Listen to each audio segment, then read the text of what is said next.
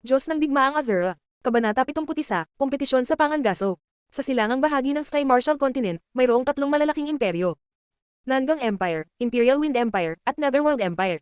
Sa loob ng tatlong malalaking imperyo na ito, mayroong apat na pangunahing puwersa. Nangang Aristocratic Family, Imperial Wind Pavilion, Netherworld Palace, at Hidden Medicine Mountain Village.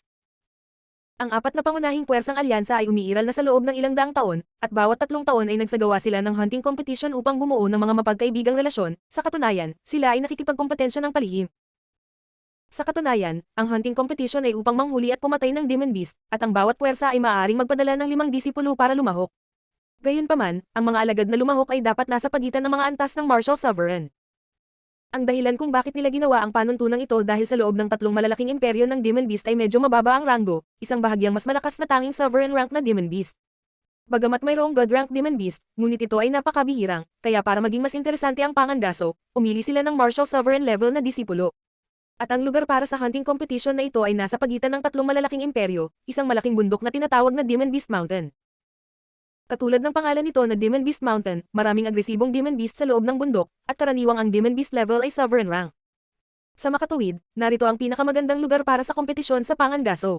Sa sandaling ito sa Imperial Wind Empire sa itaas ng kalangitan ng Demon Beast Mountain, isang hindi pangkaraniwang napakalaking Demon Beast na napakabilis na lumipad. Isa itong sovereign rank Demon Beast. Malaki ang sukat nito, at may napakabilis na bilis ng paglipad dahil ang panlabas na anyo nito ay kahawig ng eagle, kaya tinawag itong Fast Eagle Beast. Sa kabilang banda, ang Fast Eagle Beast na ito ay medyo masunurin, pagkatapos na dumaan sa pagsasanay, maaari itong magamit bilang transportasyon. Gayunpaman, dahil ang Fast Eagle Beast na ito ay napakabihirang. Sa makatuwid, sa loob ng tatlong malalaking imperyong ito, apat na malalaking puwersa lamang ang maaaring magkaroon ng Fast Eagle Beast. Sa pagkakataong ito ay may grupo ng mga taong Imperial Wind Pavilion na nakasakay sa Fast Eagle Beast body na ito para pumunta sa hunting competition. Sa pagkakataong ito, nagpadala ang Imperial Wind Pavilion ng 5 disipulo para lumahok sa hunting competition. Niranggo ang pangalawa sa elite list, Inner Court Second Elder Disciple, isang intermediate rank Martial Sovereign Hubin. Isang magandang babae na pumangatlo, isang intermediate rank Martial Sovereign Jiaoyu. Isang matabang kapatid na nasa pwesto, isang intermediate rank Martial Sovereign Gao Hao. Isang payat na kapatid na nakaranggo sa ikalima, isang paunang ranggo ng Martial Sovereign Makiang. At ika-6 si Xingju dahil natalo niya si Gaole, kaya pinalitan niya si Gaole. At ang nanguna sa kanila, Inner Court Great Elder Luo Tenbian. Sa sandaling ito ay nakaupo si Great Elder sa pinakaharap ng Fast Eagle Beast, habang si Xingju ay nakaupo sa gilid ng Great Elder, nakipag-usap at tumawa ng masaya kasama ang Great Elder. Great Elder, ang hunting competition na ito, ay gaganapin isang beses bawat 3 taon, kaya sino ang nanalo sa unang pwesto noong nakaraan? Curious na tanong ni Xingju. Ang hunting competition na ito ay nagkaroon ng ilang daang taon na kasaysayan. Hanggang ngayon ay gaganapin na ito ng higit sa 100 beses, ngunit sa bawat pagkakataon ay halos pareho ang resulta. Ang Nangang Aristocratic Family ay laging nasa unang pwesto, ang pangalawang pwesto ay ang aking Imperial Wind Pavilion, ang ikatlo at ika-4 na pwesto ay ang Netherworld Palace at ang Hidden Medicine Mountain Village naman. Tumawa si Great Elder at nagpaliwanag. Sa 1000 taon na ito, hindi kailanman nanalo ang ating Imperial Wind Pavilion sa unang pwesto. Tanong ulit ni Xingju. Oo, sa totoo lang, malalim at hindi nasusukat ang lakas ng Nangang Aristocratic Family, kung sakaling ang kanilang younger generations ay naglagay ng pressure sa ating Imperial Wind Pavilion site. Ang dakilang elder ay tila walang magawa. Matapos marinig ang mga salita ng Great Elder, medyo nag-alinlangan si Xingju. Dati, noong siya ay nasa Hidden Medicine Mountain Village, naranasan na niya ang lakas ng disipulo ng Nangang Aristocratic Family na hindi masyadong malakas. Kehe, Xingju, huwag mong maliitin ang Nangang Aristocratic Family, bagamat ang iyong talento ay hindi pangkaraniwan, ngunit ang Nangang Aristocratic Family ay hindi nagkukulang ng isang henyo na natatanging alaga. Lalo na 20 taon na ang nakalilipas, ang isang tao ay lumitaw mula sa Nangang Aristocratic Family, maaari siyang tawaging napakapangit na antas ng disipulo, ang kanyang rate ng paglaki ay nagpapahiya sa mga tao. Ngayon ang kanyang tagumpay ay walang kapowers kahit na sa aking buong Imperial Wind Pavilion. Nakita si Xingju na medyo hindi sigurado, ipinaalala muli sa kanya ng Great Elder. Isang napakapangit na alagad ng talento. Nang marinig ito, sinimulan ni Xingju na seryosohin ang Nangang Aristocratic Family. 20 taon na ang nakalilipas ay lumitaw ang isang napakalaking talento na alagad, at sa loob ng 20 taon ng disipulong iyon sa wakas ay nagmature na, walang sinuman sa Imperial Wind Pavilion ang maaaring maging katapat niya, ang talentong iyon sa pagsasanay, si Xingju ay nakaramdam ng pagkasindak. Oo, ngunit ang iyong kasintahang si Li Xiaohan ay maaaring maging kapantay niya. Tumingin muli si Great Elder kay Xingju at nakangiting sinabi. Hehe. Matapos marinig ang mga salita ng Great Elder, si Xingju ay tumawa ng nakakaloko, talagang nakakatakutang talento sa pagsasanay ng Xiaohan. Hindi simple ang kasanayan ng batang ito sa pambabala. Nang makipag-chat si Xingju kay Great Elder, si Hubin na nakaupo sa likuran ay bumulong sa mahinang boses at tinitigan si Xingju na may puot na mga mata. Nagseselos ka ba? At ang mga salitang ito ay narinig ng ikatlong ranggo sa elite list na Zhao Yu, pagkatapos ay sarkastikong sinabi.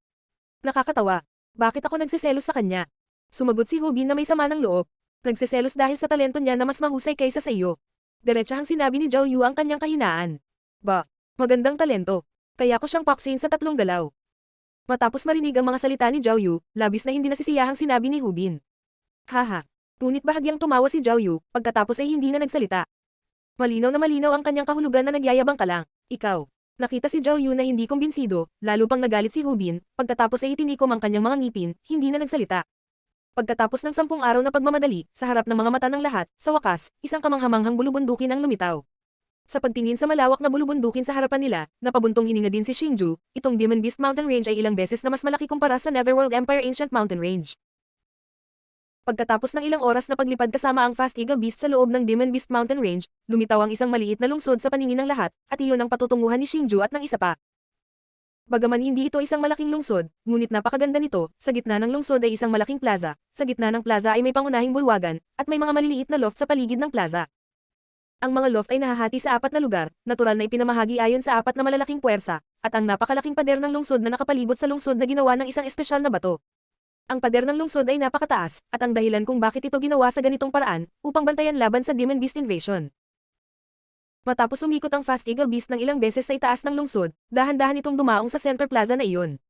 Kasabay nito ay nalaman din ni Xingju at ng iba pa sa gilid ng plaza na mayroon ng Fast Eagle Beast. Sa sandaling ito ay nakahiga ito sa isang pugad sa sulok ng plaza, hilik ng malakas sa kanyang pagtulog, halatang halata. May dumating na sa kanila. Haha, hindi ba ito si Elder Luo mula sa Imperial Wind Pavilion? Sa hindi inaasahang pagkakataon ay pumunta ka rito. Gaya ng inaasahan, pagkababa ni Xingju at ng iba pa mula sa Fast Eagle Beast, sa plaza sa loob ng main hall, isang tawanan ang maririnig. Paglingon, nakita ang isang matandang itim na buhok na nakasuot ng itim na roba, ngumiti at naglakad palapit sa kanila, ngunit hindi niya alam kung bakit naramdaman ni Xingju na ang kanyang ngiti ay hindi kapani-paniwalang hindi sinsero. At ang matandang iyon na sinundan ng 5 tao sa paligid ng 20 taong gulang, lahat ng mga lalaking ito ay nakasuot ng parehong itim na damit, at sa itaas ng kanilang dibdib ay hinukitan ng pangunahing salita. Malinaw, ang 5 lalaking ito ay dapat na mga disipulo ng Netherworld Palace, ang mga disipulo ng Main Hall, bukod pa sa 5 lalaking ito ang lakas na umabot na sa intermediate rank Martial Sovereign level, kung ihahambing sa panlabas, sila ay bahagyang mas malakas kaysa sa lineup ng Imperial Wind Pavilion. Si Elderly ang pala mula sa Netherworld Palace. Matapos makita ang matandang ito, nakangiti rin ang Great Elder. Sa hindi inaasahan, nagpadala sila ng mga disipulo ng Main Hall. Talagang walang hiya sila. Pagkatapos makita ang 5 disipulong iyon, sinabi ni Zhao Yu sa mahinang boses. Sina Hubin, Gao Hao, at Makiyang ay lubos na sumang-ayon at tumango. Si Xingju lang, na iba ang iniisip. Para kay Xingju, isang intermediate rank Martial Sovereign, talagang hindi isang banta. Gayunpaman, mula sa ibang aspeto, ipinapakita nito ang agwat ng lakas sa pagitan ng Imperial Wind Pavilion at Netherworld Palace. Malinaw, ang Netherworld Palace Inner Hall ay walang disipulo na nakamit ang Martial Sovereign rank, kaya nagpadala sila ng mga disipulo ng Main Hall. Gayunpaman, ang tanging bagay na nagparamdam kay Xingju ng masamang kalooban ay, sa mukha ng 5 disipulo ay may pang-aalipuste ng ngiti, tila minamaliit si Xingju at ang iba pang lakas. Kaya naman, si Xingju ay lihim na nagdesisyon, kung may pagkakataon, dapat niyang gawin itong 5 disipulo ng Netherworld Palace na mahirapan. Aw! Sa oras na ito, biglang may sumigaw na agila mula sa langit, may isa pang Fast Eagle Beast, umiikot sa hangin, at pagkatapos umikot sandali, dahan-daang lumapag ang Fast Eagle Beast na iyon. Pagkatapos noon ay lumapag ang agila mula sa itaas ay bumaba ang agila na iyon ng 6 na tao. Ang 6 na tao na ito bukod sa matandang namumuno sa kanila ay nakasuot ng puting damit, at ang balabal ay may nakaukit na tableta ng gamot at bote ng lang. Matapos makita ang pattern na ito, alam ng lahat na dumating ang mga tao mula sa Hidden Medicine Mountain Village. Kinilala ni Xingju ang Elder, na namuno sa Hidden Medicine Mountain Village, noong panahong iyon nang dumalo siya sa Rookie Convention, siyang nagbigay kay Xingju ng Soul Gathering Pill. Gayunpaman, bukod sa Elder na ito, may isang taong nakakuha ng atensyon ni Xingju. Isang babaeng disipulo ang nakasunod sa likod ng matandang iyon. Ang babaeng disipulong iyon ay may magandang itim na buhok na lumilipad sa hangin, isang puting mukha, nagbibigay sa mga tao ng kakaibang pakiramdam, kahit na siya ay nakasuot ng ordinaryong puting damit, hayaan ng mga tao na magkaroon ng isang klase pakiramdam. Kahit na napakalayo pa rin, ngunit ang bango ng mula sa katawan ng babaeng iyon ay sumalubong sa kanilang ilong, at sa hindi inaasahan ng halimuyak na ito ay isang high-grade treasure pill. Ngunit ang nakaakit ng atensyon ni Xingju ay hindi ang kanyang magandang hitsura, kundi ang kanyang lakas ng advanced rank Martial Sovereign. Kung ang intermediate rank Martial Sovereign ay hindi nagbanta kay Xingju, ang advanced rank Martial Sovereign na ito ay dapat ituring na ibang usapin. Ngunit sa parehong oras, sa harap ng dibdib ng babaeng iyon ang medalyang 3 bituin na inihayag sa harap ng mga mata ni Xingju. 3 bituin pininoong Medicina Master. Tumingin sa tatlong bituin na medal, gulat na sabi ni Xingju. Napakapamilyar ni Xingju sa medalyang iyon, na kumakatawan sa status ng master ng pagpino sa medisina, at ang tatlong bituin na ito ay ang Refined Medicine Master ay ang nangungunang Refined Medicine Master sa East Sky Martial Continent. Sa edad na ito, naabot na niya ang tatlong bituin sa pagpino sa antas ng master ng medisina, at mayroon din siyang advanced rank martial sovereign strength, hindi simple ang babaeng ito. Gayunpaman, bukod sa babaeng disipulong ito, ang iba pang apat na lalaking disipulo ng Hidden Medicine Mountain Village ay mas mahina, at sa hindi inaasahang pagkakataon, lahat sila ay preliminary martial sovereign na antas. Gayunpaman, kung magkasama sila, mas malakas sila kaysa sa kanyang Imperial Wind Pavilion. Pagkatapos ng lahat, ang advanced rank martial sovereign ay hindi tatlong intermediate rank martial sovereign na makakalaban. Kung ikukumpara kay Xingju, nang makita ni Hubin at ng iba pa ang babaeng disipulo ng Hidden Medicine Mountain Village, kumunot ang kanilang noo. Diyos ng Digmaan Azura. Kabanata 72, dumating ang lahat ng kalahok. Hindi ba ito si Elder Luo mula sa Imperial Wind Pavilion, long time no see? Sa sandaling ito ay dumating ang Elder ng Hidden Medicine Mountain Village sa harap ni Xingju at iba pang mga tao, at nakangiting sinabi sa Great Elder. Kuya Li, matagal nang hindi nagkita. Magalang na sagot ni Great Elder. Hindi ba't maliit na kaibigan itong si Xingju, na nag-aakalang maaari tayong magkita muli, tila ikaw at ako ay nakatakda sa tadhana, haha. Noon lang ay nakita ni Elder Li mula sa Hidden Medicine Mountain Village si Xingju na nakatayo sa likod ng Great Elder, pagkatapos ay ngumiti at sinabi. Xingju magbigay galang kay Elder Li, mabilis na magalang na sagot ni Xingju. Napakaganda ng impresyon ni Xingju kay Elder Li. Oh, Kuya Li, kilala mo ba si Xingju? Nakita ang nangyari, nagulat si Great Elder. Haha, Elder Luo, ang iyong disipulo ay talagang pambihira. Nakangiting sabi ni Elder Li, pagkatapos ay sumagot kay Elder Luo, nagsimula siyang magpaliwanag tungkol sa usapin ng Rookie Convention. Higit pa rito, ang kanyang saloobin kay Xingju ay puno ng papuri. Kaya naman, naging sanhi ito ng medyo napahiya si Xingju. Gayunpaman, pagkatapos marinig ang mga salita ni Elder Li, ang ilang mga Hidden Medicine Mountain Village na mga disipulo ay tumingin kay Xingju. Kung tutusin, kayang pigilan ni Xingju ang kanilang sinumpaang kaaway na Netherworld Palace sa Rookie Convention na iyon. Boy, paano mo nakilala ang Hidden Medicine Mountain Village Elder?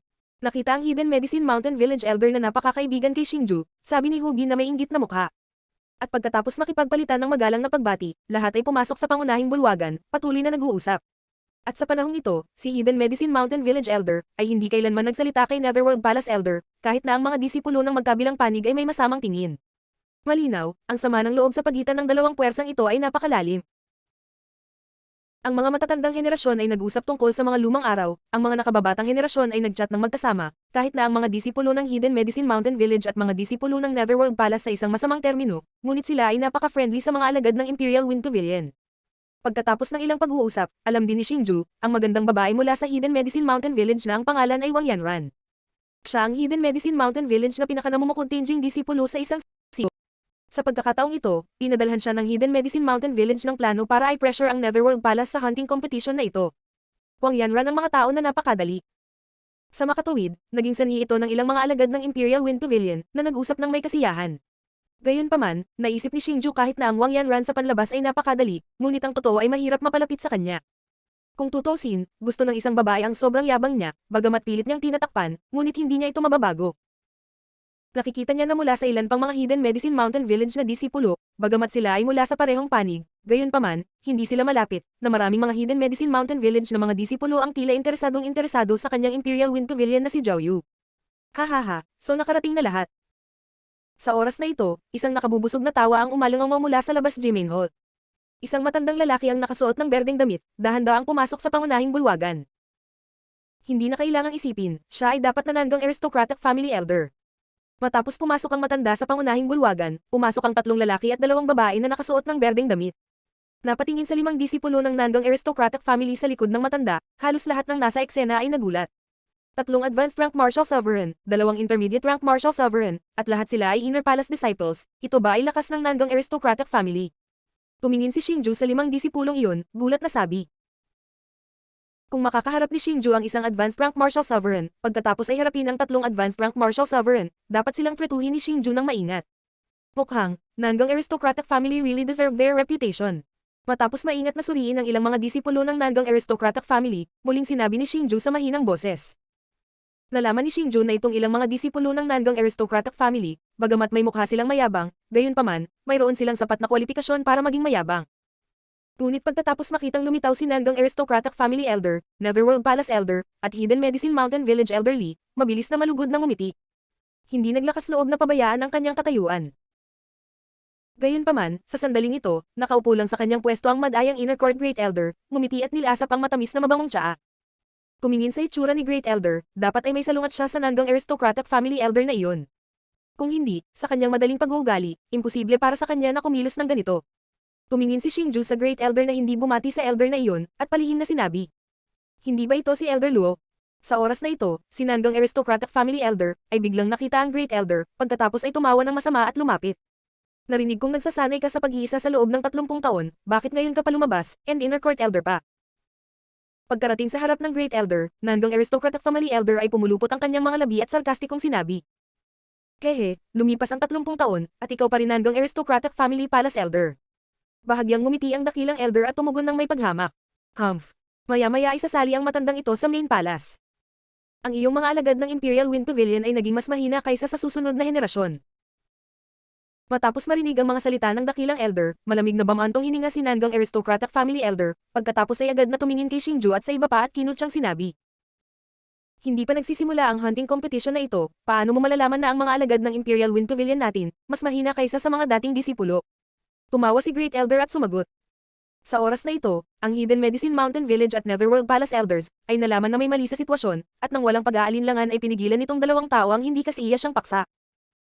Nang maglaon, ang lahat sa loob ng pangunahing bulwagan na ito ay nagsaya sa isang masarap na pagkain, at sa panahong ito ay nalaman ni Xingju na sa 5 disipulo ng nanggang aristocratic family, isang napakagwapong katayuan ng disipulo ay medyo hindi karaniwan.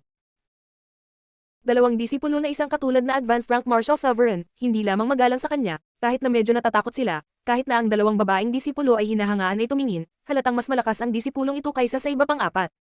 Parang hindi simpleng tao itong nanggang aristocratic family disciple.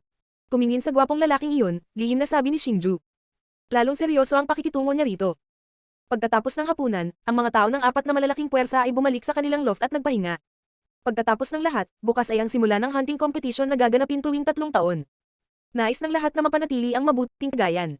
Matapos ni Xingju ang kanyang pang-araw-araw na pagsasanay, pagkatapos ay nakaramdam siya ng pagkabagot habang naglalakad siya sa plaza. Sa oras na ito, nakakita si Xingju ng isang pamilyar na figure. Ang taong iyon ay si Hubin, sa sandaling ito ay may hawak si Hubin sa kanyang kamay at naglakad patungo sa lugar ng mga disipulo ng Hidden Medicine Mountain Village. At sa wakas, pumasok siya sa isang lalaking disipulong loft. Matapos mag-isip ng ilang sandali, sa wakas ay nahulaan ni Xingju kung ano ang ginagawa ni Hubin. Gusto niyang gumamit ng ilang kayamanan at ipinagpalit ito ng treasure pill mula sa Hidden Medicine Mountain Village na disipulong iyon. Pagkatapos ng lahat, hunting competition event ay hindi maikli, maaaring magkaroon ng ilang treasure pill upang mapahusay ang lakas, napakahusay pa rin. Sa totoo lang, sa araw, may disipulong sinubukang palitan ng treasure pill sa Hidden Medicine Mountain Village na disipulo, may mga taong nagtagumpay, at may mga nabigo. Pagkatapos ng lahat ay kalahok sa kompetisyon, at ang Replenish Strength Treasure Pill ay lubhang kapakipakinabang para sa lahat. Kaya kung ito ay hindi isang bagay na mahalaga, ang mga alagad ng Hidden Medicine Mountain Village ay hindi madaling ipagpapalit ito. At marahil nag-aalala si Hubin sa kanyang dignidad. Kaya naman hindi niya ibinuka ang kanyang bibig, ngunit sa hindi inaasahang pagkakataon ay pinili niyang ipagpalit ito sa gabi ng patago. Gaya ng inaasahan, ilang sandali pa, masayang lumabas si Hubin mula sa loob ng Hidden Medicine Mountain Village Disciple Loft. Ang bagay na nasa kamay niya bago napalitan ng eleganteng maliit na kahon. Nakita ang eksenang ito, tiyak na nagtagumpay siya. Sa oras na ito, nakita din ni Hubin si Xingju, na nakaupo sa plaza, na agad na tumingin kay Xingju. Ito ay tulad ng, ang kanyang matagumpay na kalakalan para sa treasure pill, ay isang napakahusay na bagay. Gayunpaman, tungkol sa kanyang ignorante na pag-uugali, si Xingju ay bahagyang ngumiti, hindi alam kung bakit, kahit na si Hubin ay mas matanda sa kanya ng ilang taon. Gayunpaman, palaging nararamdaman ni Xingju na ang kanyang IQ ay tila may kaunting kakulangan. Junior Brother Xingju. Sa pagkakataong ito, isang boses ng babae ang biglang tumunog sa kanyang tenga. Kasabay nito, ang mabangong amoy ng tableta ay dahan-daang dumating. Nang tumingin siya sa pinanggalingan ng boses, nakita niya ang isang magandang babae na nakasuot ng puting damit, ang balat ay kasing puti ng nyebe, nakatayo at ngumiti sa kanya. At ito ay ang Hidden Medicine Mountain Village talent disciple na si Wang Yanran. Senior Sister Wang, anong problema? Mabilis na sabi ni Xingju na nakangiti. Sa katunayan, kung pag-uusapan ang edad nila, mas matanda nga si Wang Yanran kay Xingju ng ilang taon. Sa makatuwirang tinawag ni Xingju si Wang Yanran na nakatatandang kapatid. Hihihi, Junior Brother Xingju, dati sa Rookie Convention malaki ang naitulong mo sa Hidden Medicine Mountain Village ko. Noong time na yon nasa seclusion ako, kaya hindi ako nagkaroon ng pagkakataon na magpasalamat kay Junior Brother. Palagi akong nakaramdam ng labis na pagsisisi. Sa hindi inaasahang pagkakataon, nakilala ko si Junior Brother Xingju dito, may tuturing na ikaw at ako ay pinagtagpo ng tadhana. Gayunpaman, bukas ay magsisimula na ang hunting competition. Sa makatuwid, lalo akong nagdadala ng ilang replenish strength treasure peel para kay Brother Xingju, at umaasa na tanggapin ni Junior Brother Xingju. Sa pag-uusap, nagbigay si Wang Yanran ng isang eleganteng maliit na kahon kay Xingju. Masyadong magalang si Sister Wang, kung ganoon, gusto kong pasalamatan si Senior Sister Wang. Tahimik na tinanggap ni Xingju ang maliit na kahon na iyon ng nakangiti. Pagkatapos ng lahat, ang oras ng kompetisyon sa Pangangaso ay hindi maikli, at ang ilang replenish strength treasure peel ay magkakaroon ng mahusay na paggamit. Matapos makita ni Hobin si Wang Yanran na nagkusa na magbigay ng treasure peel kay Xingju, ang mukha ni Hobin ay agad na nagbago ng kulay ube. Alam mo, gumamit siya ng 3 malalakas na attack spell para makakuha ng 3 replenish chi treasure peels. Tunit si Xingju na walang ginawa, sa hindi inaasahang pagkakataon ay may nagbigay ng treasure peel para sa kanya, at ang taong nagbigay ng peel ay si Wang Yanran. Si Wang Yanran ay 3 bituin na refine ng Medicine Master, at ang kanyang treasure peel na kalidad ay dapat nakahanga-hanga. Nakita kong tinanggap ni Xingju ang treasure peel. Hindi nagtagal si Wang Yanran, pagkatapos ng ilang magalang na pangungusap, bumalik siya sa kanyang loft. Mapagbigay talaga itong Senior Sister Wang. Pagkaalis ni Wang Yanran, binuksan ni Xingju ang kahon na iyon. Sa hindi inaasahang pagkakataon, ang maliit na kahon na ito ay napuno ng 10 treasure peel, at mula sa mga pabango ng peel na iyon, tiyak na hindi mababa ang ranggo ng treasure peel na ito. Junior Brother Xingju, bukas ay ang hunting competition, dapat mong seryosohin ito, huwag isantabi ang ating mga tao sa Imperial Wind Pavilion. Sa oras na ito, si Hubin na nakatayo sa lahat ng oras ay naglakad patungo kay Xingju na may sarkastikong sinabi. Senior Brother Hubin, hindi ko na kailangan mong alagaan ang mga gamit ko, mas mabuting ikaw na ang bahala sa sarili mong negosyo. Bahagyang ngumiti si Xingju at agad na sumagot. Hindi nakita ni Hobin kung anong uri ng ekspresyon ang ginawa niya, naglakad siya patungo sa kanyang loft. Humph. Hayaan mong mayabang ka, bukas ipapakita ko sa'yo. Nang makitang hindi siya pinansin ni Xingju, nagalit si Hobin, pagkatapos ay tumingin kay Xingju at umalis at walang awa na sinabi. Diyos ng Digmaan Azura. Kabanata 73, magsimula ang kompetisyon sa Pangangaso. Ang susunod na umaga, kapag ang bukang liwayway pambihirang tagumpay layer ng mga ulap, hanggang sa maabot ang hanay ng bundok na ito, sa harap ng gate ng lungsod, 20 alagad ng 4 na malalaking puwersa, nakatayo doon na may isang nasa sabik na mukha. Ang mga panuntunan sa kompetisyon sa Pangangaso ay ang mga sumusunod. Ayon sa Sovereign Lower Rank Demon Beast, Primary Level Demon Beast 1 puntos, Intermediate Demon Beast 4 na puntos, Advanced Level Demon Beast 15 puntos. Ang bawat Demon Beast na hinuhuli at papatayin ng mga disipulo ay itatago sa loob ng kanilang storage bracelet. Pagkatapos ng 10 araw, bumalik ka dito. Pagbukod-bukurin ang posisyon ayon sa kabuuang score ng bawat force. Iyon Nanggang Aristocratic Family Elder, tumayo sa harap ng gate ng lungsod at sinabi sa 20 disipulo na maayos na nakatayo sa harap niya. Elder, ano ang mga puntos ng God Rank Demon Beast? Sa oras na ito, biglang nagsimulang magtanong si Xingju. God Rank Demon Beast. Haha, anong biro, kung makaharap mo ang God Rank Demon Beast dapat tumakas ka. Hindi na kailangang maghintay na magsalita ang elder na iyon, tumawa ang isang disipulo ng Netherworld Palace at sinabi. At ang kanyang mga salita, naging dahilan upang tumawa ang lahat. Sa kanilang mga mata, ang God Rank Demon Beast ay hindi magagapi. God Rank Demon Beast 500 puntos. Sa oras na ito, ang Inner Court Great Elder ng Imperial Wind Pavilion ay ngumiti at sinabi kay Xingju. 500 puntos. OMG. 500 puntos. Hindi ba ibig sabihin kung kaya mong manghuli at mapatay ang God Rank Demon Beast, makukuha mo ang unang posisyon?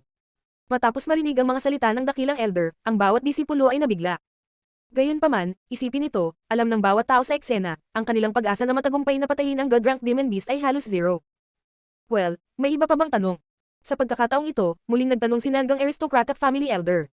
Sinabi ng lahat ng mga alagad na wala silang anumang tanong. Kung ganoon, inaanunsyo ko na magsisimula na ang hunting competition. Nang makitang handa na ang lahat, malakas na inihayag ni Nanggang Aristocratic Family Elder. Whiz whiz whiz whiz. At pagkaraang bumagsak ang kanyang tinig, lumitaw ang 20 disipulong iyon na parang palaso na binitawan mula sa busog nito, sabay silang nakapasok sa gubat. Elder Luo, ang iyong disipulo sa Inner Court ay napaka-interesante. Sa kanyang preliminary rank martial sovereign strength, hindi niya talaga haamon ang God Rank Demon Beast diba? Hahaha. Pagkaalis ng bawat alagad, sinabi ni Nanggang Aristocratic Family Elder sa Inner Court Great Elder na may panunuya. 20 taon na ang nakalilipas, ang iyong mga disipulo sa Nanggang Aristocratic Family ay maaaring pumatay ng God Rank Demon Beast. Pagkalipas ng 20 taon, ang aking alagad ng Imperial Wind Pavilion ay hindi maaaring gawin ang parehong bagay. At ang dakilang elder sa Inner Court ay tumingin sa kanya at sinabing, lumingon ang kanyang anyo, pagkatapos ay naglakad patungo sa lungsod. Humph. Anong biro, masyadong katawa-tawa. Matapos marinig ang mga salita ng Inner Court Great Elder, malakas na sinabi ni Nanggang Aristocratic Family Elder, na parang nakikinig sa isang nakakatawang biro. Matapos bumalik ang dakilang elder sa Inner Court sa loft, pagkatapos ay pumunta sa balkonahe sa loft, tumingin sa direksyon kung saan pumunta si Xingju at ang lahat, sinabi sa mahinang boses. Xingju, hindi ka dapat gumawa ng isang bagay na katangahan. Bagamat ngayon lang sinabi ni Great Elder ang ganoon, ngunit alam din niya na sa lakas ni Xingju, hindi siya ang God Rank Demon Beast na kalaban. Gayunpaman, sa karakter ni Xingju, kung talagang makakaharap niya ang God-rank Demon Beast, marahil ay talagang aatakehin niya ito. Sa makatuwid, sa sandaling ito ay medyo nag-aalala ang dakilang elder sa inner court. Sa sandaling ito sa loob ng Demon Beast Mountain Range, maraming figure ang napakabilis na tumakbo, tulad ng pagbagsak ng kulog sa gubat, na napakabilis na kumikislap. Whiz, whiz, whiz, whiz, whiz. Biglang natigil ang 5 lilang figure sa malawak na kagubatan na ito, at ito ay ang Imperial Wind Pavilion na si Xingju at ang iba pang mga tao. Hehe, lahat makinig, dapat ba tayong pumili ng leader sa ating 5? Tumisi si Hubin at sinabi sa karamihan. Leader, nasabi ko na ba nasasamahan kitang manghuli? Malamig na tinitigan siya ni Zhao Yu, ikinukot ang kanyang labi at sinabi. Anong ibig mong sabihin? Gusto mo bang manghuli ng mag-isa? Hindi naintindihan ni Hubin at nagtanong. Karamihan sa Demon Beast Mountain Range na ito ay sovereign rank, at karaniwang primary rank, at maraming intermediate rank Demon Beast. Kung magkakasama kaming 5 sa Pangangaso, sayang lang ang oras, kabaligtaran, kung magkahiwalay kaming manghuli, mas maganda ang resulta. Hindi mo ba naiintindihan ang ganoong simpleng bagay? Sumulyap si Zhao Yu sa kanya at dahan-daang sinabi. Pagkatapos ay kumislap ang kanyang figure at pumasok sa malapit na gubat. Hehe, senior brother Hubin, sa tingin ko rin. Pilyong tumawa si Gao Hao, pagkatapos ay pumasok kaagad sa gubat. Whiz. Sumunod din si Makiyang at pumasok sa gubat. Pagkatapos noon ay tanging si Hubin at Xingju na lamang ang natitira, nang makitang si Xingju ay hindi inaasahang umalis, si Hyuban ay nagpakita ng masamang ekspresyon kay Xingju. Kanina, hindi na niya gusto si Xingju, at ngayon ay malaki ang pagkakataon, gusto niya talagang turuan ng leksyon si Xingju. Ano? Gusto mo bang makipagkompetensya sa akin para sa posisyong leader? Sinulyapan siya ni Xingju, pagkatapos ay tumawa. Awayin mo ako. Gusto ko lang malaman, sa huli, anong klaseng yabang ang mayroon ka malamig na sabi ni Hubin. Oh, pagkatapos ay halika at subukan, hindi pumayag si Xingju at tumawa. Kung gayon tutulungan kita. Malakas na sigaw ni Hubin, pagkatapos ay gumalaw ang kanyang figure, pagkatapos ay naging isang lilang anino, at marahas na lumipat patungo kay Xingju. Pagharap kay Hubin na napakabilis na gumagalaw patungo sa kanya, dinisyo ni Xingju, hinawakan ang kanyang 5 daliri, at sinuntok ito patungo kay Hubin, kasabay ng pagmamalupit na martial chi ay sumugod. Bang! Isang tama lang, hinay pa ni Hubin si Xingju sa malayo at tuluyang natama ng isang malaking puno. Pagkatapos ay tumingin kay Xingju na may hindi kapani-paniwalang mukha. Sa totoo lang, pabaya ang kanyang kilos ngayon, ngunit hindi niya akalain na siya, isang intermediate rank martial sovereign strength ay nakakagulat na tinamaan ni Xingju. Humph! Gayunpaman, pagkatapos niyang maramdaman na walang seryoso sa kanyang katawan, malamig nang umuso si Hubin, pagkatapos ay muling naghanda upang salakayin si Xingju. Kung hindi ako natakot na kalagkarin mo kami sa likod, kanina pa kita napilayan ng kamao na yan. Sa oras na ito, biglang sinabi ni Xingju na may malamig na boses. Saglit na nagulat si Hubin dahil sa mga salita ni Xingju at napatigil ang kanyang katawan na nakahanda ng sumulong. Tila natatakot si So Hubin, kumislap ang figure ni Xingju at tumalon sa gubat. At iniwan si Hubin na mukhang natatakot, dahil pakiramdam niya ay hindi nagsisinungaling si Xingju. Bagamat ilang sandali ang nakalipas, siya ay pabaya, ngunit ang hampas ni Xingju ay maaaring pumutok sa kanya, ito ay nagpapakita na si Xingju ay may pambihirang lakas. At saka, kung gusto ni Xingju na saktan siya, sa isang hampas lang, hindi siya magiging ganito. Sa sandaling ito, nakumbinsi ni Hubin na madaling natalo ni Xingju ang Law Enforcement Pavilion Elder Hu. Nang pumunta ang 20 disipulong ito sa kabundukan ng Demon Beast, nagsimula silang magpadala ng mga tunog ng pagsabog at ang tunog ng mga Demon Beast ay humagulbat. At nang marinig ng ilang Demon Beast ang tunog na ito, sila ay natakot at tumakbo palayo. Kaya sa madaling salita, imposibleng manghuli at makapatay ng maraming Demon Beast. Wala nang iba pang Demon Beast sa lugar na ito, kung gusto nilang ipagpatuloy ang pagpatay sa demonyong hayop, kailangan nilang hanapin sila sa mas malalim na lokasyon. Bang! Sa isang malakas na tunog, sa kailaliman ng gubat, ang isang matipuno at matipunong katawan na sovereign rank intermediate level na Demon Beast, ay mahinang bumagsak sa lupa. At sa harap ng kanyang katawan ay nakatayo ang isang makisig na binata na nakasuot ng lila na robe. Natural, ito si Xingju. Pagkatapos ng kalahating araw na pangangaso, matagumpay na napatay ni Xingju ang 3 sovereign rank intermediate level na Demon Beast. Dahil pagkatapos ng bawat pagkakataong matagumpay na napatay ang Demon Beast, magiging mahirap para sa kanya na maghanap ng isa pang Demon Beast. Sa makatuwid, sa tuwing makakatagpo ni Xingju ang sovereign rank primary level Demon Beast, diretso siyang dadaan, at pagkatapos lamang ng kanyang encounter na sovereign rank intermediate level Demon Beast, aatake siya. Gayunpaman, pagkatapos ng 3 pagtatagpo na ito, nalaman din ni Xingju na ang mga Demon Beast sa hanay ng bundok ng Demon Beast na ito ay matigas, kung usapan ng tungkol sa makapangyarihang katawan nito, ang intermediate rank Demon Beast na ito ay mas malakas kaysa sa intermediate rank Martial Sovereign. Mukhang mahirap ang hunting ground na ito narinig ang patuloy na pag-atake na tunog sa malayo, at ang Demon Beast ay umuungol, nag-aalalang sabi ni Xingju. Sa oras na ito, sa hunting competition, ang Nanggang aristocratic family ay disipulo na 3 advanced rank Martial Sovereign, 2 intermediate rank Martial Sovereign. Ang mga disipulo ng Netherworld Palace ay 5 intermediate rank Martial Sovereign. Ang mga alagad ni Eden Medicine Mountain Village ay 1 advanced rank Martial Sovereign, 4 na primary rank Martial Sovereign. Ang mga alagad ng Imperial Wind Pavilion ay 3 Intermediate Rank Martial Sovereign, 2 Primary Rank Martial Sovereign. Gayunpaman, kung pinag-uusapan ang aktwal na kahusayan sa labanan, maaaring maabot ni Xingju ang Advanced Rank Martial Sovereign. Sa ganitong paraan maaari itong kalkulahin, ang Imperial Wind Pavilion ay isang Advanced Rank Martial Sovereign, 3 Intermediate Rank Martial Sovereign, at isang Primary Rank Martial Sovereign. Sa ilalim ng normal na kondisyon ng pangangaso, ang Imperial Wind Pavilion ay talagang kayang panatilihin ang pangalawang posisyon. Gayunpaman, sa pagkakataong ito Xingju layunin, hindi pangalawang posisyon, sa halip unang posisyon. Gayunpaman, ang lakas ng Nangang aristocratic family ay hindi kapani-paniwalang makapangyarihan. Sa makatuwid, mahirap para kay Xingju na kunin ang unang posisyon. Parang, magagamit ko lang lahat ng lakas ko. Tinansya ni Xingju ang lahat ng iba't ibang lakas ng puwersa at dahan-daang sinabi. Agad niyang naisip na gumalaw, umikot ang malakas na hangin sa kanyang katawan, humakbang sa unahan, ang buong katawan niya na parang kidlat ay gumalaw patungo sa malalim na hanay ng bundok. At sa ilalim ng ganitong bilis, pagkatapos ng isang oras na pagmamadali, mayroong 2 intermediate demon beast na malapit sa Xingju, ngunit hindi napigilan ni Xingju ang kanyang mga yapak. Dahil nakagawa na ng desisyon si Xingju, iyon ay, isuko ang primary level at intermediate demon beasts, at direktang manghuli at patayin ang advanced level demon beast. Sa wakas, pagkatapos ng isang oras na patuloy na paghahanap, ang katawan nito ay may 3 metro ang haba, at 2 metro ang taas na napakalaking oso ang lumitaw sa harap ng mga mata ni Xingju. Ito ang Sovereign Rank Advanced Level Demon Beast Giant Bear Beast. Sa sandaling ito na natuklasan ng Giant Bear Beast si Xingju, pagkatapos ang malaking bibig nito ay nakaharap kay Xingju at nagpadala ng isang malaking dagandong. Sa malaking dagandong ng Giant Bear Beast na iyon, isang malupit na enerhiya ang lumabas sa bibig nito, at sa wakas ay inilunsad ito patungo kay Xingju. Sa pagharap sa malupit na enerhiyang iyon, si Xingju ay hindi nang ahas na maging pabaya, ang kanang palad ay naghahanap, ang kanyang kanang kamay ay gumalaw, maliwanag na sinag ng liwanag na ipinadala mula sa kanyang palad, sa lalong madaling panahon ay isang malupit na palad na nakaprint na ilaw pasulong. Bang! 2 enerhiya ang nagbanggaan, nagpapadala ng nakakabinging tunog ng pagsabog. Gayunpaman, ang ikinagulat ni Xingju ay, ang enerhiya na ipinadala ng Advanced Rank Demon Beast, ay hindi ganap na nalutas, sa hindi inaasahang pagkakataon, mayroon pa itong natitirang enerhiya upang harapin ang pag-atake ni Xingju. Ngunit sa ganitong kalayuan, hindi nakaiwas si Xingju at sa wakas ay nataman siya. Bang! Isang hit, lumipad si Xingju ng higit sa 10 metro, nahulog si Xingju sa lupa. Advanced na antas ng Demon Beast na mahirap harapin. Naramdaman ng sakit sa kanyang dibdib, walang magawang sabi ni Xingju. Sandali lang ang nakalipas kung hindi ginamit ni Xingju ang Soul Defend para protektahan ang kanyang katawan, ngayon ay dapat malubhang nasugatan si Xingju. Roar! Sa sandaling ito, ang Giant Bear Beast na iyon, na napakabilis na sumugod patungo kay Xingju, ang mabilis nitong bilis, ay nagpagulat kay Xingju. Walang paraan palabas, parang magagamit ko lang yung galaw. Ang pagharap sa Advanced Rank Demon Beast na napakabilis ng paggalaw, mararamdaman ni Xingju, itong Giant Bear Beast na 4 na kuko, ay may nakakatakot na lakas. Pagkatapos ay pinikit niya ang kanyang 2 mata, nang muling imulat ang kanyang mga mata, ang itim na kulay na soul power ay lumabas, sa wakas ay parang apoy na pumipihit sa katawan ni Xingju. Diyos ng Digmaan Azura. Kabanata 74, Hero Saves a Beauty. Nang halos dumating ang Advanced Demon Beast attack na iyon, sinimulan nitong paikutan ang kuko ng Giant Bear, sa malakas na hangin, marahas itong bumaril kay Xingju. Si Xingju ay hindi makaiwas at maaari lamang maglupasay. Bang! Si Xingju ay tinamaan at na-eject ng malakas na iyon hanggang 10 metro at tuluyang bumagsak sa lupa.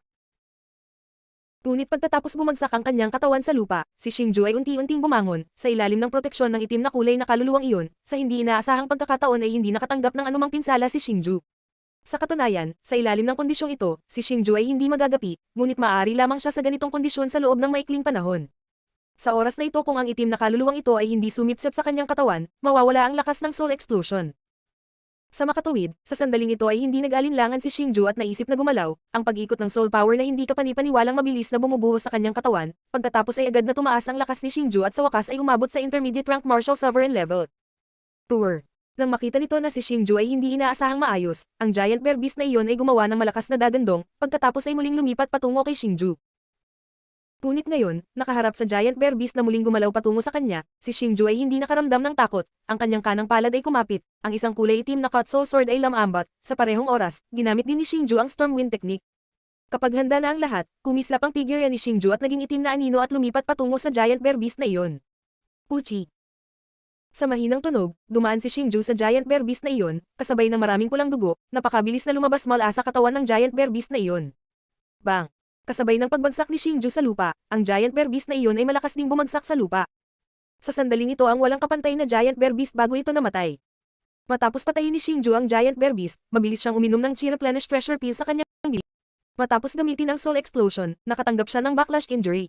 Kaya para magkaroon ng sapat na pisikal na lakas para ipagpatuloy ang pangangaso at pagpatay sa Demon Beast, maaari lamang umasa si Xingju sa treasure peel para mapanatili ang kanyang pisikal na lakas. Gayunpaman, bagamat gumamit siya ng replenish chi treasure peel, ngunit pagkatapos na mawala ang lakas ng soul explosion, nararamdaman pa rin ni Xingju ang mga alon ng sakit sa kanyang katawan, pagkatapos ay mabilis siyang umupo at gumamit ng soul healing na napawi ang kanyang sakit. Pagkatapos ng ilang sandali na gumamit ng soul healing, sa wakas ay bumuti na ang katawan ni Xingju. Pagkatapos ay dahan-dahan siyang tumayo at tumingin sa mga disipulo ng Nangang aristocratic family na pumunta, mahinang nagsabi. Ang advanced level Demon Beast ay napakahirap pakitunguhan, sa palagay ko kahit na ang Nangang aristocratic family disciples, napakahirap ding makitungo sa advanced rank Demon Beast. Pagkatapos ng ilang buntong hininga, muling ginamit ni Xingju ang Stormwind technique, pagkatapos ay lumipat patungo sa pinakamalalim na lugar sa gubat. Upang matulungan ng Imperial Wind Pavilion na makuha ang unang posisyon, dapat gamitin ni Xingju ang lahat ng kanyang lakas. Boom boom boom. Nang siya ay nasa daan, ginamit niya ang kanyang soul power, madalas makarinig si Xingju ng tunog ng pagsabog sa malayong lugar, malinaw pa nga niyang narinig ang ilang mga dialogo ng mga disipulo, ngunit hindi ito ang gustong imbestigahan ni Xingju, hinahanap niya ang advanced rank demon. Beast Trail. Lahat kayo ay nanliligaw ng kamatayan. Sa oras na ito, malakas na sumigaw ang isang babae at ipinadala sa isip ni Xingju. Wang Yanran. Matapos marinig ang boses na iyon, mabilis na pinahinto ni Xingju ang kanyang katawan, pagkatapos nilang sandali na katahimikan, iniba niya ang kanyang direksyon at napakabilis na tumakbo patungo sa boses nito. Sa sandaling ito, sa loob ng Demon Beast Mountain Range Forest, 6 na tao ang nakatayo, 5 sa kanila ay mga disipulo ng Netherworld Palace, at pinalibutan nila ang isang magandang babae na nakasuot ng puting roba. Ang babaeng ito ay Hidden Medicine Mountain Village Wang Yanran. Kehe, Junior Sister Yanran, iabot mo ang treasure peel mo. Kung hindi marami sa amin ang magsisimulang saktan ka. Tumawa ang isang alagad na nangunguna sa kanila at sinabi. Sa katunayan, matagal na nilang sinundan ang mga disipulo ng Hidden Medicine Mountain Village. Pagkatapos magsimula ang kompetisyon, itinago nila ang kanilang aura at palihim na sinusundan sila. Kapag naghiwalay sila, pinipili nila ang pinakamahusay na tao sa refined medicine technique na Wang Yanran. Humph. Kung gusto mong agawin ang treasure peel ko, depende, may kakayahan ka o wala. Malamig na mumuso si Wang Yanran at matigas na sinabi. Kung ganoon, huwag mo kaming sisihin na walang awa. Atake. Ayaw sumuko ni Wang Yanran, biglang sumigaw ang disipulong iyon. At pagkatapos niyang sabihin ang kanyang utos, ang ilang mga alagad ay nagsimulang sumalakay ng sama-sama. Paikat-ikot ang malupit na martial chi patungo sa mazeland na katawan ni Wang Yanran. Humph. Kaharap ang napakabilis na martial chi na iyon, malamig na bamantong hininga si Wang Yanran, pagkatapos ay ang magkabilang braso niya sa balikat niya at nagsimulang umikot ng napakabilis. Habang umiikot, nagsimulang magpadala ang kanyang katawan ng puting chi at bumuo ng mga layer ng defense cover at binalot siya ng mahigpit. Bang bang bang. Sa tunog ng 5 pag-atake, 5 disipulo ng Netherworld Palace ang magkasanib na pag-atake na hinarang ni Wang Yanran. Nakitang hindi epektibo ang kanilang mahabang hanay na mga pag-atake, na ang 5 numero ng mga disipulo ay tumalon sa hangin at sumulong patungo kay Wang Yanran. Samantala, paikot-ikot ng matinding pag-atake, walang awa na inaatake si Wang Yanran. Sa pagharap sa 5 tao na pag-atake, hindi nakatakas si Wang Yanran, at lubusang lumaban dito. Paikot-ikot ng mabangis na kamao, pag-ilog na sipa, pagpuputol ng palad, patuloy na inaatake si Wang Yanran. Kumalat siya at hindi pinansin ang depensa niya, gamit ang high-speed na paglipat niya pabalik-balik sa 5 taong iyon. Bagamat ang lakas ni Wang Yanran ay umabot na sa advanced rank martial sovereign, ngunit halatang hindi malakas ang kanyang aktwal na labanan, sa ilalim ng 5 disipulong ito ng Netherworld Palace na sobrang malupit at walang awa na pag-atake, sa wakas ay nagkamali siya. At ang pagkakamaling ito ay mahigpit na sinunggaban ng mga disipulo ng Netherworld Palace na iyon, isang mabangis na palad na may dalang malakas na martial chi, walang awang tumama sa baywang ni Wang Yanran. Bang! Isang tama, si Wang Yanran ay natamaan upang lumipad ng palad na ito, at sa wakas ay kumatok sa malaking puno, kasabay nito ay nag-spray siya ng isang bibig na dugo, at ang kanyang mukha ay namutla. Kehe, ikinalulungkot ko talaga na gumawa ng matinding pag-atake. Sabi ng disipulong nakatama kay Wang Yanran na may masamang mukha. Patayin mo ako kung kaya mo. Malamig na sabi ni Wang Yanran, may galit sa ibabaw ng kanyang maliit na maputlang mukha. Junior Sister Yanran, bakit mo nasabi yan?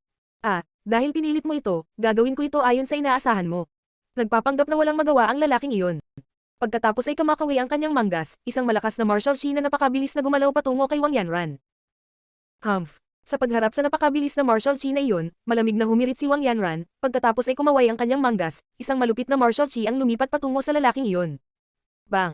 2 martial chi ang nagbanggaan at gumawa ng malupit na enerhiyang alon. Ngunit biglang ang mga ripple ng enerhiya na iyon ay biglang kumalat at naglabas ng 4 na kumikinang na enerhiya ng mga print ng palad. Natural, ito ay ipinadala ng 4 na disipulong iyon. Sa pagharap sa napakabilis na mga palm print na iyon, nagbago ang mukha ni Wang Yanran. Nararamdaman niya na ang mga palm print ay naglalaman ng mga nakakatakot na enerhiya, malamang na napakataas ng martial skill iyon. Sa sandaling ito ay wala siyang sapat na oras upang ipagtanggol, walang magawa lamang siyang tumingin sa 4 na enerhiyang lumilipat patungo sa kanya. Nang walang anumang pagpipilian, dahan-dahang ipinikit ni Wang Yanran ang kanyang magkabilang mata. Bang! Nang may malakas na tunog, hindi naramdaman ni Wang Yanran ang sakit na inaasahan niya, at umihip ang malakas na hangin sa kanyang katawan. Silang malalaking lalaki ang sumalakay sa isang mahinang babae, lahat kayo walang hiya. Sa oras na ito, isang matalim na boses ang tumunog sa harap ni Wang Yanran. Nang imulat niya ang kanyang dalawang mata, nakakagulat na nakita ni Wang Yanran ang isang teenager na nakatayo sa kanyang harapan. Tila, hinarang ng kabataang ito ang mga pag-atake, at nakilala ni Wang Yanran ang binatilyong ito. Ang Bagets na ito ay si Xingju. Akala ko kung sino, alagad pala ng Imperial Wind Pavilion. Nakilala rin ng disipulo ng Netherworld Palace si Xingju, pagkatapos ay mapanuksong sinabi. Gayunpaman, si Xingju ay nagpakita lamang ng isang mahinang ngiti at hindi pinansin. Bata, mas mabuting huwag kang makialam sa aming mga bagay, kung hindi, huwag mo kaming sisihin sa pagiging masungit. Nakitang hinaranggan ni Xingju ang kanilang pag-atake, malamig na sabi ng isang disipulong namumuno sa kanila. Oh, kailangan kong makialam sa bagay na ito. Bahagyang ngumiti si Xingju at malakas na nagsalita. Bata, ikaw ang nanliligaw sa kamatayan, huwag mo kaming sisihin. Nakita ni Xingju na determinadong makialam sa bagay na ito, walang awa na sinabi ng disipulo ng Netherworld Palace. Junior brother Xingju, hindi ka nila kalaban, tumakbo ka dali. Nakita na gustong salakayin ng disipulo ng Netherworld Palace si Xingju, agad siyang hinimok ni Wang Yanran na umalis. Pagkatapos ng lahat, kahit na ang kanyang isang advanced rank martial sovereign ay hindi 5 tao ang kalaban. Hindi siya naniniwala na si Xingju na isang preliminary rank martial sovereign ay kayang labanan ng 5 tao na iyon. Huwag kang mag-alala, Senior Sister Wang, nandito ako, walang mananakit sa iyo. Dahan-dahang ibinaling ni Xingju ang kanyang ulo at nakangiting sinabi kay Wang Yanran. Nang makita ni Wang Yanran si Xingju na may kumpiyansa na ngumiti, ang kanyang katawan ay nanginig, hindi alam kung bakit isang hindi may paliwanag na pakiramdam ang bamalot sa kanyang puso. Kamatayan sa korte. Nakita si Xingju na ipinilit na hadlangan ng disipulo ng Netherworld Palace na sa wakas ay nagalit, pagkatapos sa isang malaking hakbang, gumawa siya ng masasamang suntok at walang awa na inatake si Xingju. Sa parap sa masasamang hampas na ito, hindi gumalaw ang katawan ni Xingju, at hinayaan ang pag-atake ng disipulong iyon. Bang! Sa isang kamao, hindi lang si Xingju ang hindi nasaktan, hindi man lang siya nakagalaw ng kalahating hakbang, nakita ang eksenang ito, nagulat ang disipulo ng Netherworld Palace, agad na nagbago ang kanyang mukha. Masyadong mahina ang kamao mo, ipakikita ko sa iyo, ang tinatawag na kamao ngumiti si Xingju faintly at sinabi sa natigilan na disipulong iyon. Ang kanyang kanang braso ay agad na kumaway, isang suntok na naglalaman ng malupit na martial chi, na tumama sa dibdib ng disipulong iyon. Bang! Nang magre-react na ang disipulong iyon, ang kamao ni Xingju ay tumama na sa kanyang dibdib. Ang disipulong iyon ay agad na nag-spray ng isang subo na dugo, pagkatapos ang kanyang buong katawan ay parang silang saranggola, lumipad ng patiwarik, at sa wakas ay tumama sa lupa, nawalan ng malay. Sa pagharap sa eksenang ito, na ilang mga disipulo ng Netherworld Palace, maging si Wang Yanran ay nagulat din, hanggang sa ilang sandali, dahan-dahan siyang nagising mula sa pagkabigla na iyon, at sa kanyang magandang mukha, lumitaw ang isang bihirang ngumiti. At ang ilang mga disipulo ng Netherworld Palace ay hindi mga tanga, sa sandaling ito natural din nilang nakita na ang lakas ng Xingju ay hindi pangkaraniwan. Pagkatapos ay agad na maging maingat. Pumila. Biglang sumigaw ang isang alagad na nangunguna sa mga disipulo ng Netherworld Palace. Sa ilalim ng kanyang utos, ang iba pang 4 na alagad ay nakatayo sa likuran niya, na pumili sa isang tuwid na linya. At ang dalawa nilang kamay ay nagsimulang magbuga ng malakas na enerhiya, sa wakas ay hinawakan ang likod ng isa pang disipulo sa harapan, at sa pagdampi ng kanilang palad, ang kakaibang enerhiya mula sa kanilang magkabilang braso, ay dahan-daang pumapasok sa katawan ng kausap. Magkapareho ang 3 tao, tanging ang disipulong nakatayo sa harapan ng nakatayo, ipinikit niya ang magkabilang mata, at kasabay nito, nagsimulang tumaas ang kanyang lakas, at sa wakas ay umabot sa antas ng Advanced Rank Martial Sovereign. Matapos maabot ng lakas ng disipulong iyon ng Advanced Rank Martial Sovereign, ang iba pang 3 disipulo sa likod niya ay mahinang bumagsak sa lupa. Diyos ng Digmaan Azura. Kabanata 75, ang pinakamahusay na kasama. Anong kakaibang diskarte, nang makita niya ang lakas ng disipulo ng Netherworld Palace na agad na nag-promote sa Advanced Rank Martial Sovereign, labis na nabigla si Xingju. Bagamat sa sandaling ito ay nakakuha ng lakas ang disipulong iyon, ngunit kumpara sa kanyang soul explosion, ito ay tila hindi matatag. Gayunpaman, ang ganitong uri ng pamamaraan na maaaring magsulong ng lakas ay hindi kapani-paniwalang nakakatakot. Kung tutusin, sila ay intermediate rank martial sovereign, kumpara sa advanced rank martial sovereign, ang gap sa pagitan ng lakas na iyon ay napakalaki, lalo na ang mga magaling sa pakikipaglaban upang makuha ang kapangyarihang ito, ang taong iyon ay magiging mas nakakatakot. At halatang ganoong klaseng tao ang disipulo ng Netherworld Palace, nakita ito sa kanyang nakaraang pakikipaglaban kay Wang Yanran, ngunit kung ikukumpara kay Xingju, siya pa rin ang pinakamasa. Bilis tumakbo si junior brother Xingju, iwan mo ako. Malakas na sabi ni Wang Yanran. Sa kanyang lakas ng advanced rank martial sovereign, natural na sa sandaling ito, naramdaman din niya na nagbabago ang lakas ng disipulo ng Netherworld Palace, kaya nakaramdam siya ng labis na kaba. Maaaring talunin ni Xingju ang intermediate rank martial sovereign. Ito ay labis na ikinagulat niya, ngunit si Xingju na isang preliminary rank martial sovereign na lakas, ay hinamon ng isang advanced rank martial sovereign. Hindi siya naniniwala na si Xingju ang mananalo. Pagkatapos ng lahat, ang agwat sa pagitan ng kanilang mga hanay ay napakalaki, na ang dalawang antas ay laban lamang sa langit, at least hindi niya narinig na magagawa iyon ng sinuman. Sa makatuwid, sa sandaling ito ay nag-aalala siya tungkol sa kaligtasan ni Xingju. Senior Sister Wang, relax. Tumingon si Xingju at sinabi. Ang gwapo niyang mukha ay punong isang confident na ngiti. At hindi ko alam kung bakit, nang makita ni Wang Yanran si Xingju na may kumpiyansa ng ngumiti, nang walang dahilan ng kanyang puso ay naging malaya mula sa pagkabalisa, pagkatapos ng walang gaanong pag-uusap, kumuha siya ng treasure pin mula sa kanyang storage bracelet at inilagay ito sa kanyang bibig, naghanda upang suportahan. Xingju, advanced rank martial sovereign, di ba? Sa kasamaang palad, hindi yan banta sa akin. Matapos mapatahimik si Wang Yanran, muling bumaling si Xingju sa disipulo ng Netherworld Palace at sinabi. Puno ng panghahamak ang tono niya. Pagkatapos ay dahan-dahan niyang ipinikit ang kanyang magkabilang mata, at nang muling imulat ni Xingju ang mga mata, isang malakas na itim na kaluluwa ang lumabas mula sa kanyang katawan, pagkatapos ay agad na pinupuno si Xingju sa buong katawan na parang nagninangas na apoy, dahan-daang tumaas ang katawan ni Xingju. Sa wakas, si Wang Yanran at ang nakakagulat na alagad na iyon ay dahan-daang bumangon at tumingin kay Xingju. Wang Yanran natulala lang. Ito ang unang pagkakataon na nakita niya ang makapangyarihang paraan ng lihim na ito, nakakamangha. Walang katapusan, si Wang Yanran at ang disipulong iyon ng Netherworld Palace ay tumingin kay Xingju nang may pagtataka, dahil nararamdaman niya kung gaano kalakas ang itim na sangkap na iyon sa katawan ni Xingju. Pagharap sa disipulong iyon ng Netherworld Palace na nagtataka, si Xingju ay bahagyang ngumiti, pagkatapos ay mahina siyang sumigaw, ang itim na soul power na iyon ay napakabilis na pumasok sa kanyang katawan, kasabay nito ay agad na tumaas ang aura ni Xingju at sa wakas ay nakapasok sa intermediate rank martial sovereign level. At sa sandaling ito ay dahan-daang damapo sa lupa ang kanyang katawan na lumulutang sa hangin. Humph. Intermediate rank martial sovereign, sa tingin mo kaya mo akong maging kalaban? Matapos makita ang aura ni Xingju sa wakas ay tumigil sa intermediate rank martial sovereign, ang disipulong iyon ay gamaan ng pakiramdam at nanunuya. Nang magsimulang tumaas ang aura ni Xingju, talagang kinabahan siya, natakot siyang malampasan siya ni Xingju aura.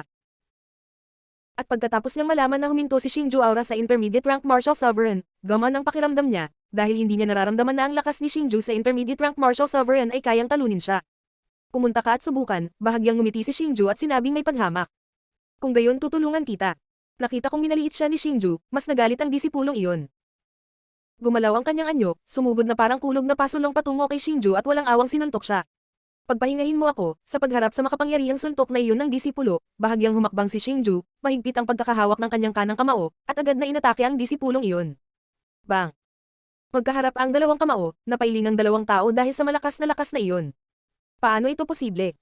Nakita ang kanyang sariling inatake na hindi inaasahang kapantay ni Xingju, gulat na sabi ng disipulong iyon. At nginisyan si Xingju, kaagad na umikot ang malakas na hangin, at ang kanyang anyo ay biglang nawala, pagkatapos ay agad na lumitaw sa harap ng katawan ng disipulong iyon. Kasabay ng sinag ng mapusyaw na palad, walang awa na tumama sa dibdib ng alagad na iyon. At hindi akalain ng disipulong ito na ang bilis ni Xingju ay maaaring biglang tumaas, kahit na hindi niya nakita ang kanyang paggalaw. Nang malaman niya kung nasaan si Xingju, huli na ang lahat. Bang! Walang sagabal, tumama ang palad ni Xingju sa dibdib ng disipulong iyon. Puchi! Ang lalaking iyon ay nagspray ng isang bibig na dugo, pagkatapos ay ang kanyang katawan ay hindi kapani-pani walang mabilis na pumutok pabalik at malubhang tumama sa isang malaking puno pagkatapos ay tumigil. Ang malakas na banggaan na iyon ay nagpang-inag sa malaking matibay na puno ng ilang beses, sa sandaling ito ang mukha ng disipulo ay namutla, maging ang kanyang katawan ay nagsimulang manginig, kasabay nito ang kanyang lakas ng napakabilis na pagbaba, at sa wakas ay nahulog sa intermediate rank martial sovereign level, ang kanyang paningin flash at nahimite. Ito pala, ang lakas na nakuha ng kakaibang teknik na iyon ay napaka hindi matatag. Nang makita ang nahimite na disipulong iyon, ngumiti si Xingju at sinabi. Bagamat napakalakas ng pagtama ni Xingju ngayon, ngunit sa lakas ng advanced rank martial sovereign, hindi ito sapat para himitayin siya, at ang dahilan kung bakit nawalan ng malay ang disipulo ay dahil sa kakaibang diskarteng iyon. Senior Sister Wang, kamusta? Tapos talunin ng disipulong iyon, lumingon si Xingju kay Wang Yanran, ngunit sa pagkakataong ito ay tumingin si Wang Yanran kay Xingju nang may pagtataka, ang kanyang nalilitong hitsura ay medyo kaibig-ibig. Ha? Junior brother Xingju, salamat. Nang marinig niyang tumawag si Xingju, biglang nagising si Wang Yanran, pagkatapos ay mabilis na sumugod kay Xingju at nagpasalamat. Haha, magalang si Senior Sister Wang nagpakita si Xingju ng mahinang ngiti at sinabi. Tama, Senior Sister Wang, paano ang iba pang mga disipulo ng Hidden Medicine Mountain Village? Bakit nag-iisa ka? Hindi nagtagal pagkarating ni Xingju sa gilid ng Wang Yanran, nakangiti siyang nagtanong.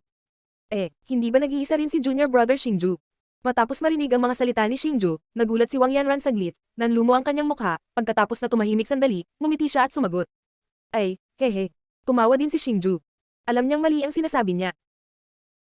Sa katunayan, nahulaan na ni Xingju na ang relasyon ni Wang Yanran at ilang iba pang mga Hidden Medicine Mountain Village ay masama, at hindi niya ito masyadong inisip, ngunit sa ngayon ay pinagsisisihan niya ito. Sa oras na ito, ang lakas na natamo ni Xingju mula sa Soul Explosion ay nagsimulang mawala, at kasabay nito ang pag-backlash ay nagdulot ng masakit na pakiramdam sa kanyang katawan. Mabilis na kumuha si Xingju ng isang Replenish Chi Treasure Pill at inilagay ito sa kanyang bibig, ngunit hindi pa rin ito naaalis ang masakit na pakiramdam, mabilis siyang umupo at naghanda na gumamit ng Soul Healing. Junior Brother Xingju, subukan mo kanito. Nang makita ito ni Wang Yanran ay mabilis na kumuha ng puting treasure pill mula sa kanyang storage bracelet, iniabot ito kay Xingju at sinabi. Walang pagdadalawang isip na inumin ni Xingju ang treasure pill at inilagay ito sa kanyang bibig, ngunit ang ikinagulat ni Xing Wei, pagkatapos na pumasok ang treasure pill na ito sa kanyang tiyan, ang napakasakit na backlash na iyon ay mabilis na bumaba, at sa wakas ay nawala. Senior Sister Wang, anong treasure pill ang ibinigay mo sa akin? Nakakamangha. Tuwang-tuwang sinabi ni Xingju kay Wang Yanran. Haha, ito ang Black Rank High Grade Treasure Pill na ginawa kong Repair Pain Pill, bawat pisikal na sakit na dulot ng anumang bagay, kung inumin itong Repair Pain Pill ay agad nagagaling. So Xingju ay tila interesado na Treasure Pill, ipinaliwanag ito ni Wang Yanran ng detalyado. Black Rank High Grade Treasure Pill. Hindi katakatakang may napakalakas na gamot. Matapos marinig ang mga salita ni Wang Yanran, ibinuka ni Xingju ang kanyang bibig at sinabing may pagtataka. Junior Brother Xingju, ngayon ka lang ba gumamit ng lihim na paraan na lumilikha ng backlash? Sa tingin ko mas mabuti kung ibibigay ko sa iyo itong ilang Repair Pain Pill, para sa hinaharap, hindi ka makakaranas ng masakit na pakiramdam mula sa backlash na iyon. Tila nakita ni Wang Yanran ang iniisip ni Xingju, pagkatapos ay agad na sinabing nakangiti.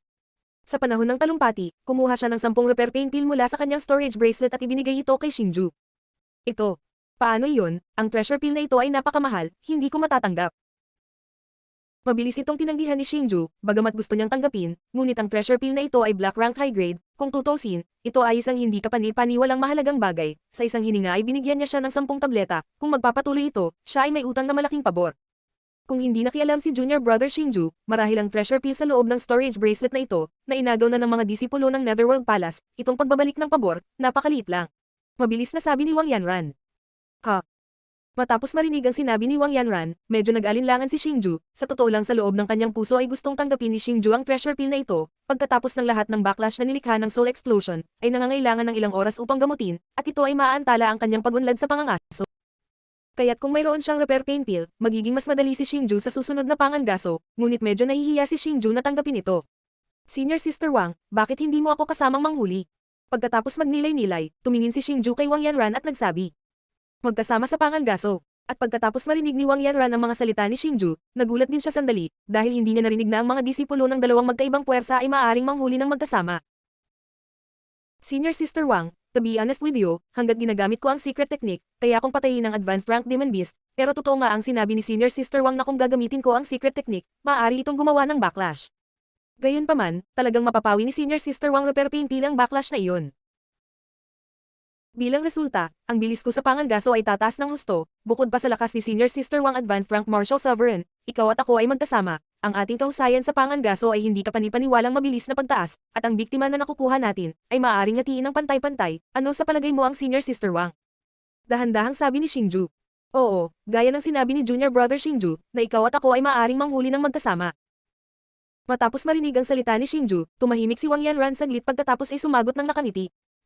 Kahit na siya ay advanced rank martial sovereign, ngunit ang kanyang karanasan sa pakikipaglaban ay masyadong maliit, sa loob ng Demon Beast Mountain Range na ito, mayroon ding panganib, ngunit nakita rin niya ang lakas ni Xingju, kaya kung siya ay manghuli kasama si Xingju, siya ay magiging kalmado. At pagkatapos na pumayag si Wang Yanran, si Xingju ay tuwang-tuwa na tumawa, kasama ang Wang Yanran Treasure Pill, ang kahusayan sa pangangaso ni Xingju, ay tataas. Ngunit, sa oras na ito, sabi ni Wang Yanran na may pag-aalinlangan.